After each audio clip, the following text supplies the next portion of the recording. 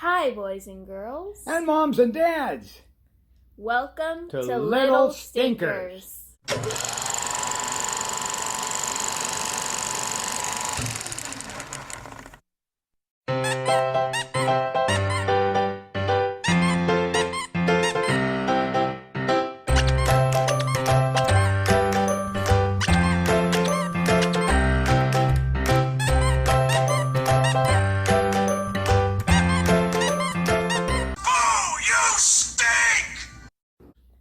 I'm Larry. I'm Bonnie. And this is our little little stinker, Maggie. Hey, say hi, Maggie. Okay. All right. Well, today we have a real special stinky treat in store for you. It's called Santa Claus and the Ice Cream Bunny. Made in 1972 with another film inserted inside of it from 1970 for very strange reason, actually as a filler, because the first movie wasn't long enough, so they padded it with this. The first one was kind of like a bony skeleton, and this was the insert. All right, now this is called Jack and the Beanstalk, and it was much better than the Santa Claus film, actually, made by R&S Films, which probably stands for Rotten and Stinky. But before we get to all of that complicated mess, let's talk about the director and the actors of this very odd film. Santa was played by Jay Clark, and his AKA was Jay Ripley. And I never understood that because I couldn't find anything on him on IMDb. Absolutely nothing. So, one and done, probably for good reason, because he was a terrible actor. He was a very poor actor. Well, actually, he was. Yeah. The group of over a dozen kids were much better and managed by Ruth Foreman's Pied Piper Playhouse. This confusing but incredibly boring film was directed by Richard Weiner. He probably was, too. He was actually more of a wiener than a whiner because he is a terrible directing job. It definitely is not a winner. It's a loser, actually. It was narrated by a woman who mumbled horribly and remained nameless. Lucky for her. Yeah, because otherwise they would have found her and sued her for mangling the English language. Okay. The lead actors in the Jack and the Beanstalk insert that represented a story Santa told to a group of kids who were about to attack him and probably kill him. He told them to calm him down.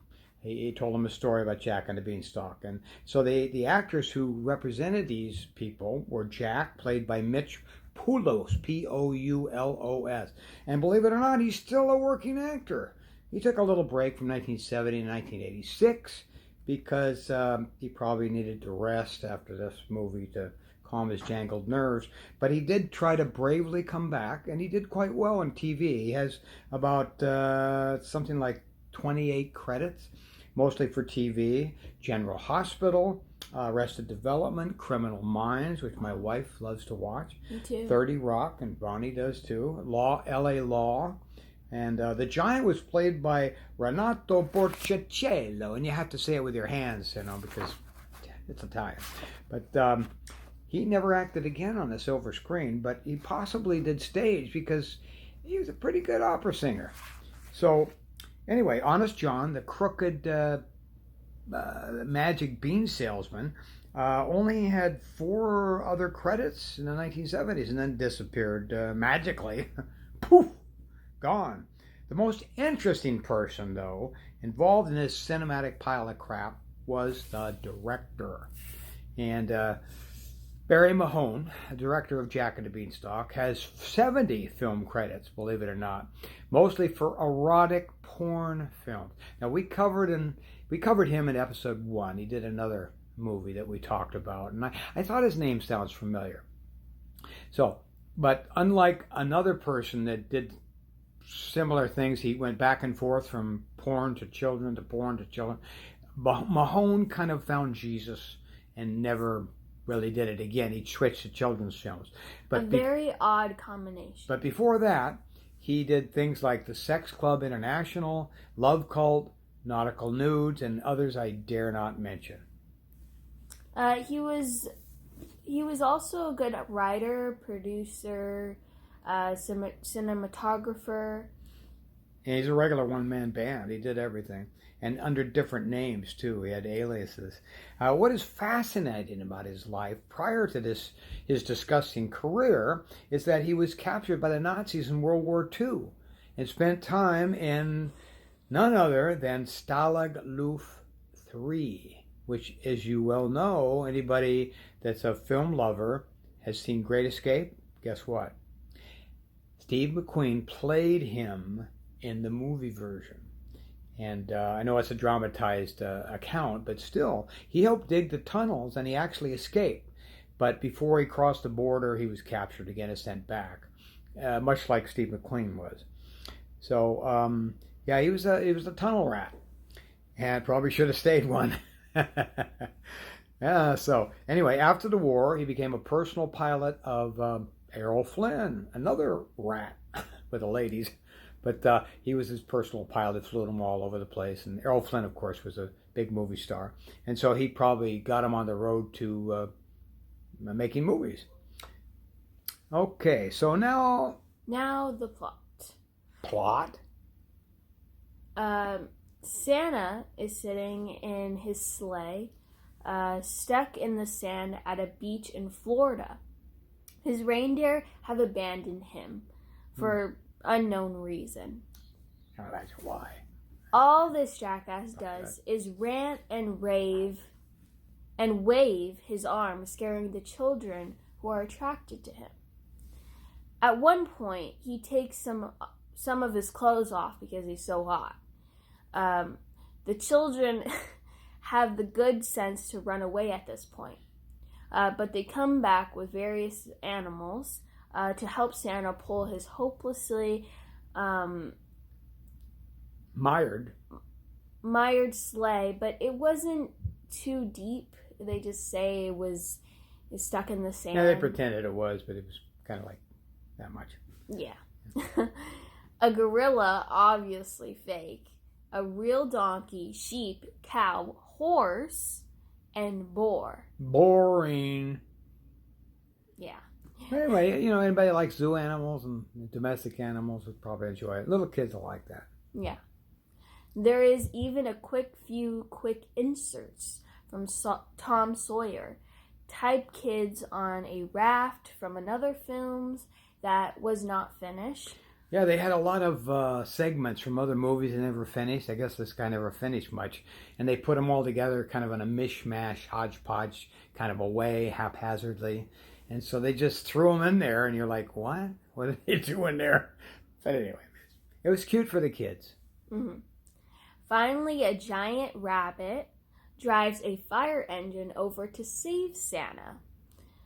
With all the kids in the back, then the sleigh magically vanishes in front of the kids.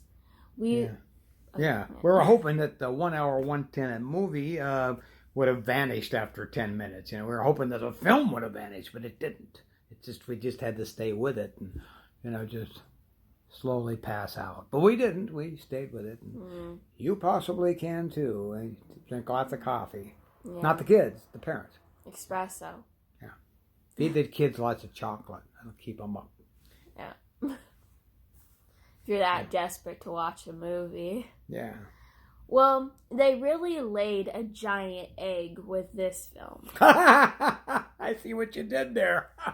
Bunny, egg, Easter. Yeah. Oh, anyway. Wow. So, anyway, they laid the egg, and even though it torments the logical adult mind to try to watch this thing, it might be crazy fun for the youngsters, anybody under the age of 5, or any adult goofy enough to enjoy bad opera, because there was a lot of singing, and it wasn't all in tune. Mm-hmm. And of course, the one guy was the Italian fellow. He wasn't too bad. Mm-hmm. So, with that in mind, I give it a 6 on the stinkometer. We have a stinkometer that goes to 10. And the higher the number, the stinkiest it gets. But this wasn't too bad because I think the little kids will enjoy it, like I said.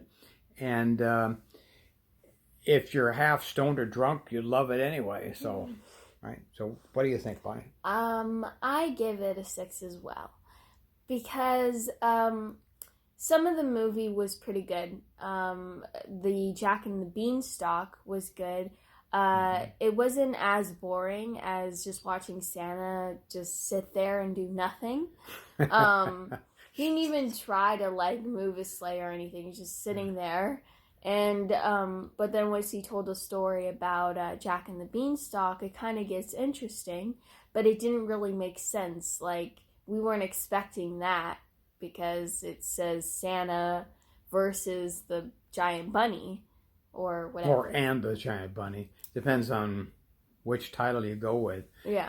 But try to look it up on IMDb under both, because it's kind of confusing. But anyway, yeah, the first one had almost absolutely no plot. Mm-hmm. You know, Santa's stuck in the sand, and then he wants to get out, and then he finally gets out. That's it. So they inserted the other thing to try to salvage it. In another version, there's Thumbelina story is the insert. So sometimes it's Thumbelina, sometimes it's Jack and the Beanstalk. So this one had that. So anyway, what else did you think about the movie? Did you enjoy any parts of it? Well, the beginning of the movie was a little bit like confusing, because we didn't know where he was. It was showing a palm tree, and then so he was like stuck in the sand. And then in the beginning it was the elves. We saw the reindeer walking away. Yeah, remember? the elves spotted the reindeer. We thought we were in the North Pole, right, Santa? Right? Mm-hmm. No, we're in Florida. Yeah. Oh. So it was just confusing there, and then. So we just sat there, but it was nice to see the animals, because to see what animals, but the gorilla was really weird. Well, he was obviously fake, but the other animals were real, and that might have been a real treat for the youngsters to watch that. And you know, they tried to pull it out, but they didn't even really hitch it up. There's no way to hitch up the animal to the sleigh. So no matter what animal they brought, they needed an elephant actually to lift it up with its trunk, but they didn't have an elephant. That was one thing that escaped their notice, I guess. Yeah. So anyway, but I really I thought the horse could do it, because like the last animal was the horse. But, like, they weren't really trying, like... And then it was scary, because I thought the horse was going to kick Santa, because he was right behind the horse. I know, he didn't pat him on the butt like you're supposed to, right? Yeah. So, and then the jackass, I mean, the donkey. Santa's a jackass, but the donkey could have done it too, but too stubborn. I know. And they had no way to hitch anything up. So, it's kind of a crazy little movie, but... if you're brave enough to watch it, why not? The kids will love it. All right. Well, I guess that's it for us for now. But thanks for joining us on Little Stinkers. Bye.